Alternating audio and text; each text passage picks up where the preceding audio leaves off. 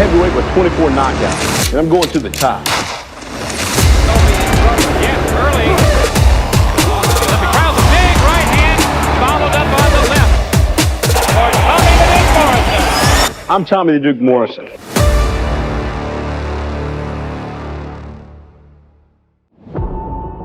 Known as the Duke, Tommy Morrison's 10-year boxing career was as explosive as it was brief. Each devastating left hook cemented his status as a heavyweight powerhouse, with his fists often ending in knockouts that left opponents in the ER and fans on the edge of their seats. Only the best of the best could stand up to him, and even then they barely stood long enough to have a chance. While he may not have enjoyed longevity compared to most boxers, he surely made a name that would not be soon forgotten. With a career marked by championships, knockouts, controversies, and loss, we take a step back to relive the life of the legendary boxer Tommy Morrison. Tommy Morrison was born on January 2nd, 1969, in Gravette, Arkansas, to his mother, Diana, who was of Native American descent, and his father, Tim, who had Scottish ancestry. The family later moved to the small town of Jay in Delaware County, Oklahoma, in search of better opportunities. Tommy was close to his father and was deeply influenced by his love for sports, and his father, seeing this early, introduced him to boxing in the 1970s, setting Tommy on his path in the sport. However, his entry into boxing was quite unsettling.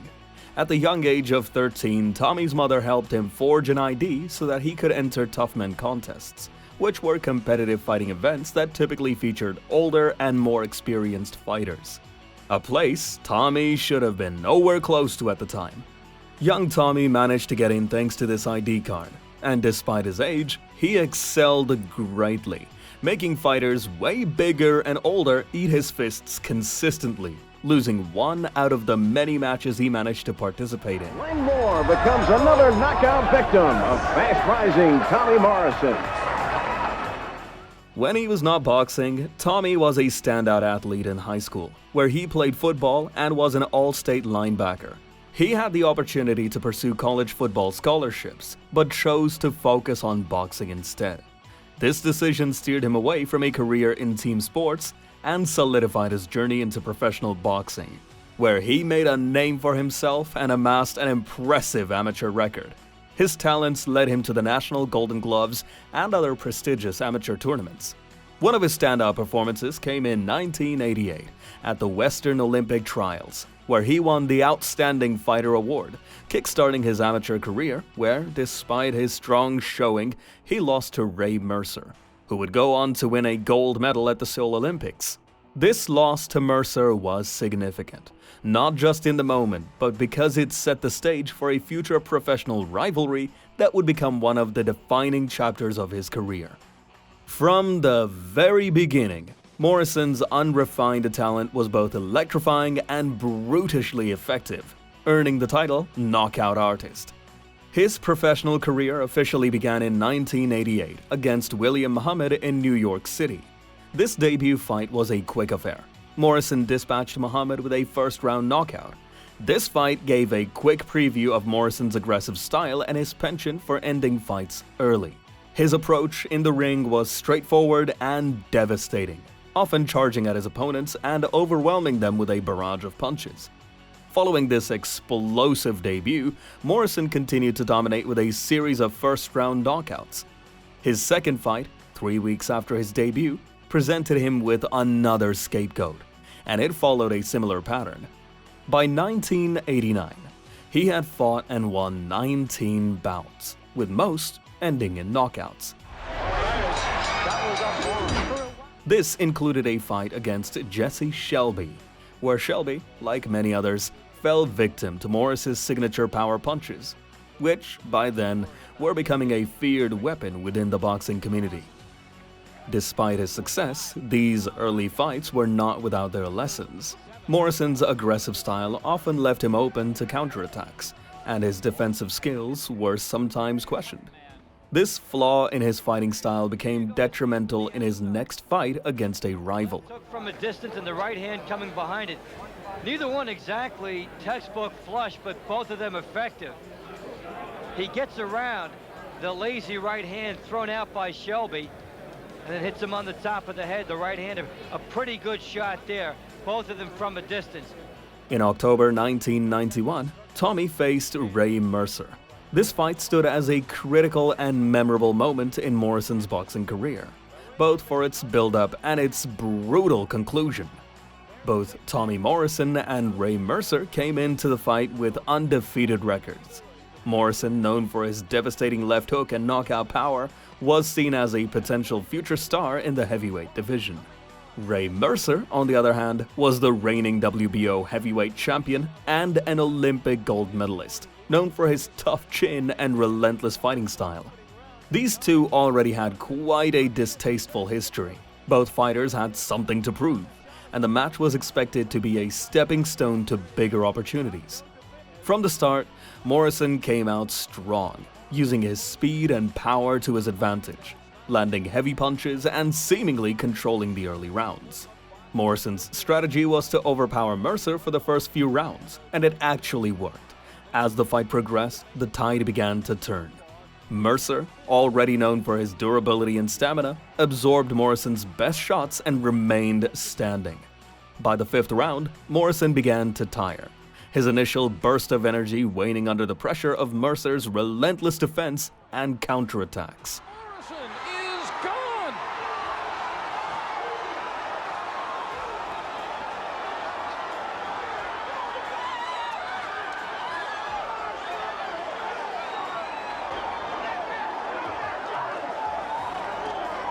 Hands started coming down. In the fifth round, Mercer tapped Morrison against the ropes, and Morrison, exhausted and unable to defend himself effectively, was subjected to a brutal onslaught. The referee, closely monitoring the situation, allowed the fight to continue as Mercer delivered multiple undefended blows and won by technical knockout. The fight had significant repercussions for both fighters, especially Tommy. Despite the defeat, Morrison learned from the experience and continued to fight. But the loss to Mercer remained a blow to his career, a blow which he turned to substance abuse to help cushion. However, Tommy turned to the other perks his time in the ring had brought him. His charismatic persona and fame attracted a lot of attention from women, and he could easily have met a new woman daily. His good looks and public visibility also made him a popular figure, enhancing his social life significantly. During this period, Morrison went on to secure 6 victories in 1992, including notable bouts against Art Tucker and Joe Hipp. Joe Hipp later became the first Native American to challenge for the World Heavyweight title. The fight against Hipp, which took place on June 19, 1992, was particularly brutal for Morrison, who had suffered a broken hand and jaw during the match. The first one we've seen. Oh, and a right to the chin puts Joe Hipp down.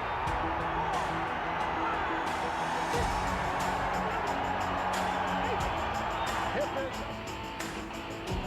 Oh, he's a great kid, too. He's trying to get the four too much. Blood from the mouth of Morrison. But that mouth has been wide open for so long. Despite these injuries, Morrison rallied to knock out Hipp in the 9th round. Good right hand by Morrison, and that hurts Joe Hipp. Joe Hipp is in trouble. Joe Hipp is down. A right hand from Tommy Morrison staggers Joe Hipp. He's up at 8, and that's the fight. Dick Draculin stops the fight. And Tommy Morrison summons the power today, and it saves him in the 9th round. Tommy, it seemed to us that you threw very few hooks, that actually the damage you did were with the right hand that you say you injured. Why so few hooks? Was it a southpaw stance? Well, I think the southpaw kind of threw me off a little bit. He's also in a low position.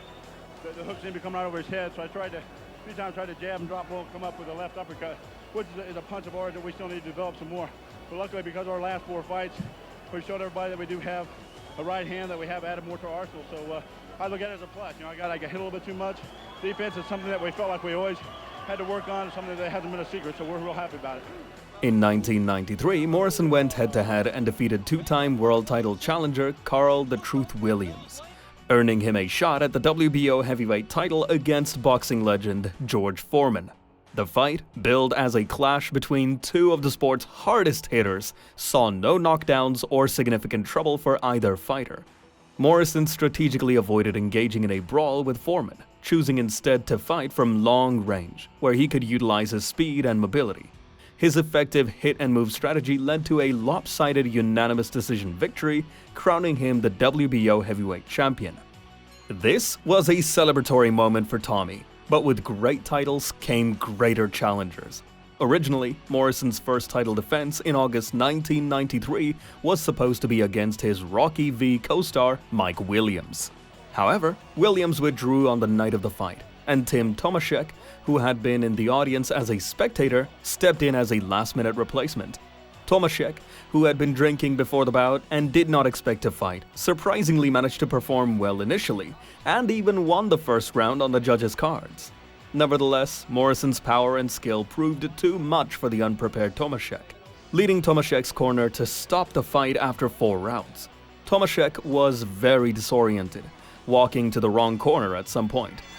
I think anyone would have anticipated You've done great. You really have, but that at any time Tommy Morrison could hurt. The challenger hits Tommy Morrison and he is disgusted. In December of that same year, at the height of his success, Morrison was charged with assault and public intoxication after allegedly punching a University of Iowa student.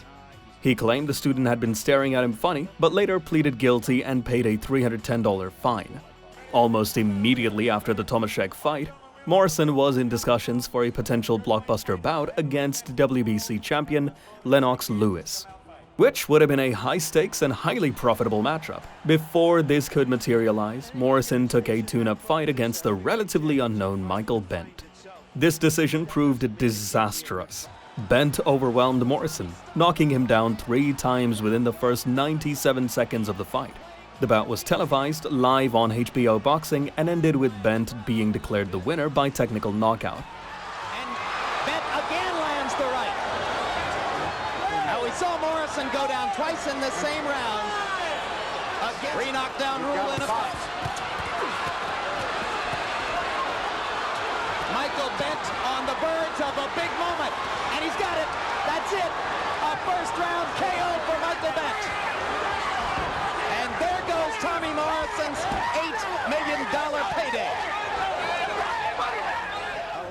Abruptly derailing Morrison's momentum and costing him a potential $7.5 million payday against Lewis. After a mixed year in 1994 where Tommy Morrison's final bout resulted in a draw, he rebounded in 1995 with 3 victories, including a significant win against former #1 contender Razor Ruddock. Left hook. And you are going to see it. My goodness. Lands all that. Ruddock gets the... Following this victory, Morrison was set to fight Riddick Bowe, but the bout was cancelled when Bowe opted for a more profitable match against Evander Holyfield. Instead, Morrison fought Lennox Lewis in the fall of 1995 in Atlantic City for the IBC heavyweight title he had won from Ruddock. Despite a strategic start, Morrison couldn't withstand Lewis's superior tactics and precision, especially from the second round onwards, leading to Morrison being knocked out in the 6th round. This loss was just the beginning of Tommy's downfall. At one point in 1996, Morrison was married to both Dawn Freeman and Dawn Gilbert simultaneously due to overlapping relationships and legal complications. This situation added to the controversies surrounding his personal life as he faced several legal and personal battles, including pleading guilty to transporting a loaded firearm in Jay, Oklahoma. He received a 6-month suspended sentence and a $100 fine.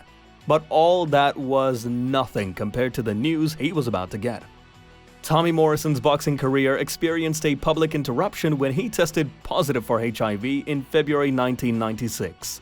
This diagnosis came just hours before a scheduled bout against Arthur Weathers, leading the Nevada Athletic Commission to suspend him from boxing in Nevada. Several days later, out of disbelief, Morrison contacted his personal physician, who administered another test, which was also positive. At a news conference, Morrison declared his career over. I've made a lot of mistakes in my life. However, if getting up here today and confronting this problem out in the open can get just one person out there to take a more responsible attitude towards sex, then I feel I would have scored my biggest knockout ever. Despite this declaration, in September 1996, he announced plans to fight one last time to benefit his Knockout AIDS Foundation, but was denied due to a suspension.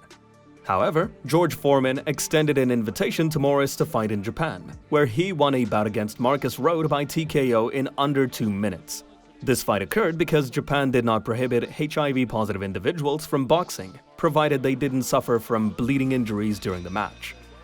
After the fight, with all hope lost in boxing in the future, Morrison continued to spiral and was convicted of DUI in an incident that left 3 people injured in Oklahoma.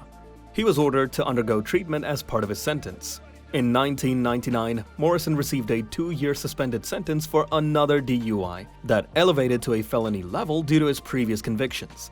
That same year, Morrison was stopped by police for driving erratically with drugs and weapons found in his car, leading to various charges, including drug possession and illegal firearms possession. On January 14, 2000, Morrison was sentenced to 2 years in prison on the charges from September 1999. He was credited for time served but faced additional penalties for violating parole. In 2002, he was sentenced to another year in prison after violating his parole. He was again credited for the time previously served. He just couldn't stay out of trouble. More than a decade after his last fight, Morrison made a controversial comeback in 2007, claiming multiple negative HIV tests had cleared him to fight again. He was subsequently licensed in West Virginia, where he won a fight against John Castle by a second-round TKO, knocking Castle down with his signature left hook. In February 2008, Morrison continued his comeback in Leon, Mexico, defeating the young and undefeated Matt Weishar by a third-round TKO on the undercard of a major fight event. Morrison showed signs of aging and ring rust, but managed to overpower Weishar with strong punches and a decisive combination.